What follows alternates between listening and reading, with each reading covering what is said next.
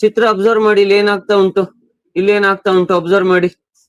ತತ್ವ, principle of cumulative development ಅಂತಂದ್ರೆ ಪ್ರತಿ ಹೊಸ ವಿಕಾಸದ ಸಾಧನೆಯು ಅದರ ಹಿಂದಿನ ಹಲವಾರು ದಿನಗಳ ಸಣ್ಣ ಸಣ್ಣ ಬದಲಾವಣೆಗಳು ಸಂಗ್ರಹಗೊಂಡು ಉಂಟಾದ ದೊಡ್ಡ ಪರಿಣಾಮವಾಗಿರುತ್ತದೆ. ಅಂದ್ರೆ ಫಾರ್ ಎಕ್ಸಾಂಪಲ್ ನೋಡಿ, ಈಗ ಹನಿ ಹನಿ ಸೇರಿದ್ರೆ ಹಳ್ಳ ಅಂತಾರಲ್ಲ, ಅದೇ ರೀತಿ ಪ್ರತಿ ವಿಕಾಸದಿಂದ ಹಲವಾರು ಸಣ್ಣ ಸಣ್ಣ ಘಟನೆಗಳಿರ್ತವೆ ಅಥವಾ ಸನ್ನಿವೇಶಗಳಿರ್ತವೆ, ಅದೆಲ್ಲ ಸೇರಿ ಉಂಟಾಗುವಂತದ್ದೇ ಸಂಚಿತತೆ ತತ್ವ. ವಿಕಾಸದಲ್ಲಿ ಯಾವುದೇ ಬದಲಾವಣೆ ಹಠಾತ್ತಾಗಿ ಸಂಭವಿಸುವುದಿಲ್ಲ, ಇದೀಗಾಗಲೇ ನಿಮಗೆ ಗೊತ್ತಿದೆ. ಪ್ರತಿಯೊಂದು ಸಣ್ಣ ಸಣ್ಣ ಬದಲಾವಣೆಯ ಹಿಂದಿನ ಅನುಭವಗಳ ಮತ್ತು ಕೌಶಲಗಳ ಸಂಚಿತ ಮೊತ್ತವಾಗಿದೆ.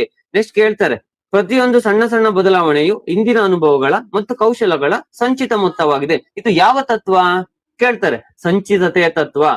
ಉದಾಹರಣೆ ನೋಡಿ, ಮಗು ಹಠಾತ್ತಾಗಿ ಮಾತಾಡಿ ಬಿಡ್ತದೆ ಒಂದೇ ಸಲಿ? ಇಲ್ಲ, ಮಗು ಮೊದಲು ಅಳುತ್ತದೆ. ಅರ್ಥ ಆಯ್ತಾ?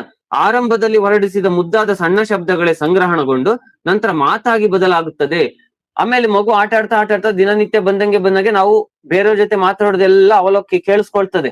ಕೇಳಿಸ್ಕೊಂಡು ಅದು ಶಬ್ದ ಭಂಡಾರ ಮಾಡ್ಕೊಳ್ತಾ ಹೋಗ್ತದೆ. ಅದಾದ್ಮೇಲೆ ಏನಾಗ್ತದೆ, ಮಗು ಮಾತಾಡ್ಲಿಕ್ಕೆ ಸ್ಟಾರ್ಟ್ ಮಾಡ್ತದೆ. ಇದೇ ಸಂಚಿತತೆಯ ತತ್ವ.